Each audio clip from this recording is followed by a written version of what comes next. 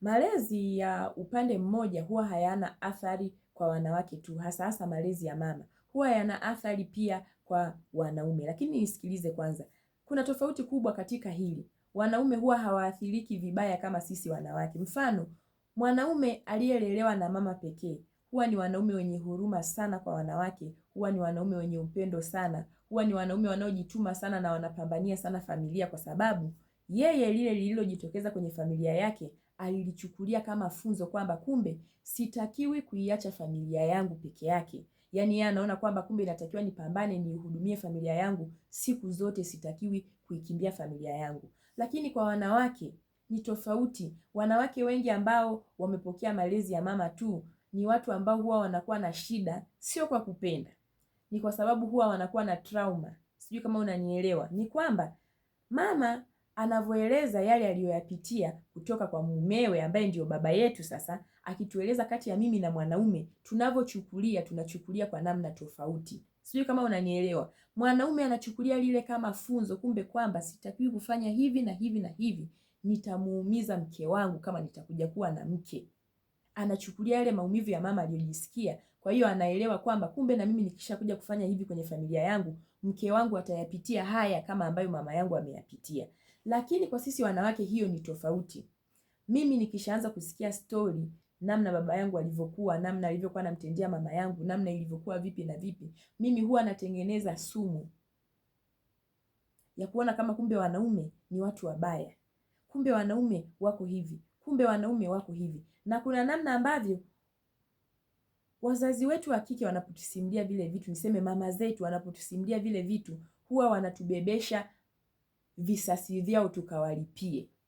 Hicho ni kitu ambacho wengi sana hamuelewi, na ndio maana mnakuwa watu ambao mnakasirika sana bila kuelewa. Ni kweli ninachokiongea ni kwamba wako watu sasa hivi wanashindwa kuishi na wanaume vizuri kwa sababu wamebeba visasi vya mama zao wako kuwalipia, na mama zao wanakuwa nyuma kuhakikisha mtoto wake anafanya vile anavyovifanya. Anamtuma mtoto wake, fanya hivi na hivi na hivi. Sio kwamba mama anafanya hivyo kwa sababu anakupenda.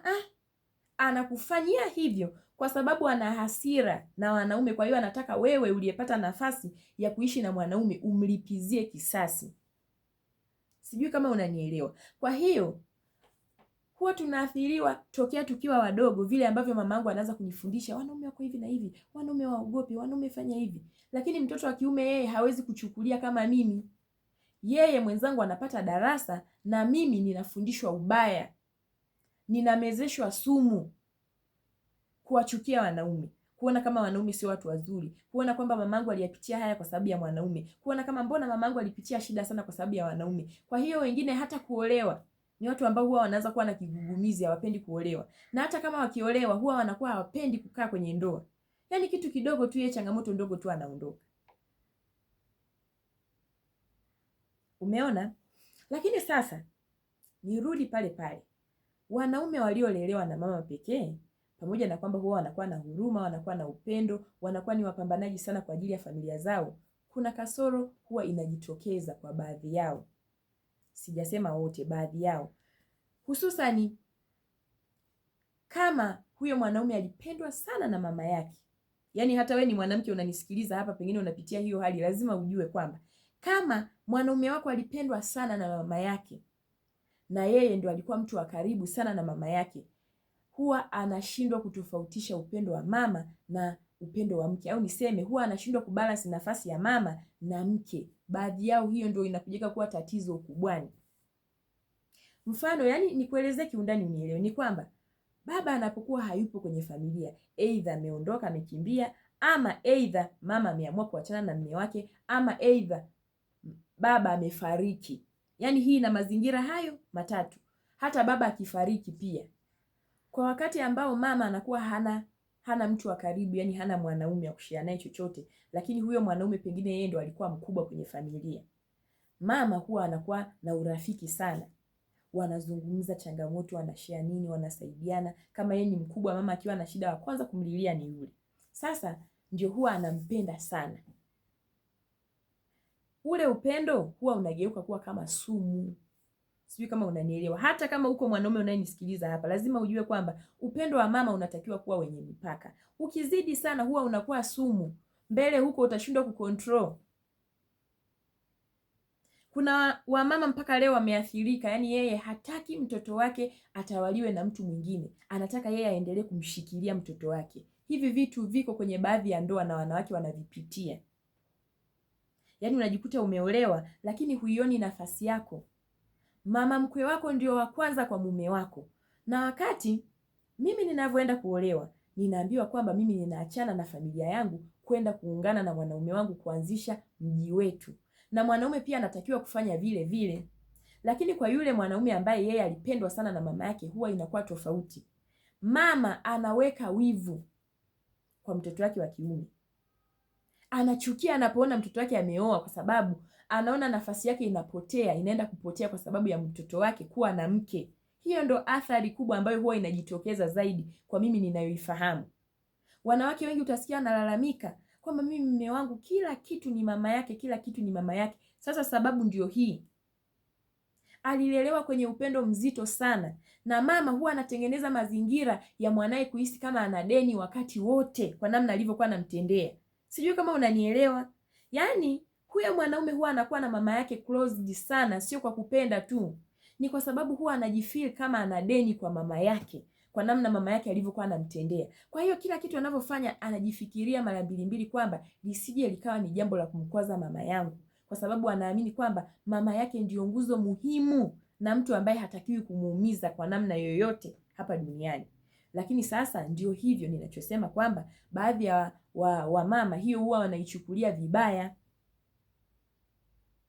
Unakuta wewe binti umeacha vizuri familia yako, umeenda kuungana na mumeo, lakini mumeo bado ameungana na mama yake pamoja na familia yake. Wewe unakuwa kama mgeni. Kuna watu mnapitia hivi vitu kwenye ndoa zenu wa sasa, wanawake. Hii sasa ndio athari ya mwanaume kulelewa na mama peke yake. Anaweza akawa vizuri kabisa, anakupenda, anakujali, anakufanya nini, lakini wewe kwake anakuweka kama mgeni.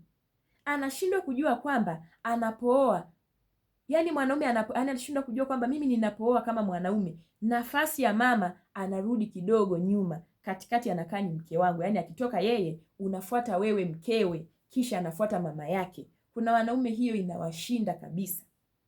Kwa hiyo mwanaume anajikuta ameoa lakini bado mama yake ndio anafuatia. Wewe unawekwa pembeni, unakuwa kama mgeni. Hiyo ndio athari kubwa ninayoifahamu. Mimi niwaambie wanaume, upendo wa mama ukizidi sana ni sumu. Huo ndio ukweli. Utashindwa kuendeleza maisha yako kwa namna unayotaka wewe. Utashindwa kusimamia nafasi yako vizuri kama baba kwenye familia yako, kwa sababu bado utakuwa unahitaji kumfurahisha mama yako. Sikatai kwamba wazazi wetu watabaki kuwa wazazi, lakini unapokuwa na familia, umuhimu wa wazazi unakuwepo, lakini sio wa kuingilia majukumu ya familia yako. Yaani mzazi hatakiwi kuwa msemaji wa familia yako. Hata ikitokea ugomvi, imetokea nini, wewe na mke wako ndio mnawajibika kushauriana hayo mambo yaishe kati yenu. Na itakaposhindikana sasa ndio atashirikishwa mzazi. Lakini kwa bahati mbaya wanaume wengi hili kubalance imeshindikana, na baadhi yao ambao walipendwa sana na mama zao. Kwa hiyo yeye kila kitu kwa mama yake, kila kitu kwa mama yake. Mke akifanya hiki kwa mama yake, mke akifanya hiki kwa mama yake. Kila mipango alionayo iko kwa mama yake. Yaani kuna mipango mingine hata mke aliyemuoa hajui, lakini mama yake ana taarifa. Kuna vitu vingine mke hajui, mama yake anajua. Hiyo ndio athari kubwa. Kwa sababu wewe kama mwanaume lazima ujue kwamba wewe ni baba wa familia, inatakiwa sasa hivi usimame kujenga familia yako. Mama yako naye alishasimama kajenga familia yake ambao ndio nyie sasa. Na nyinyi natakiwa mjichomoe kwake, mwanze kujenga familia yenu. Muendelee kumheshimu na kumtendea vizuri kama mama yenu, lakini yeye hatakiwi tena kuendelea kusimamia kuwa kiongozi tena kwenye familia zenu. Hiyo inawaumiza wake zenu na kuwakosesha uhuru.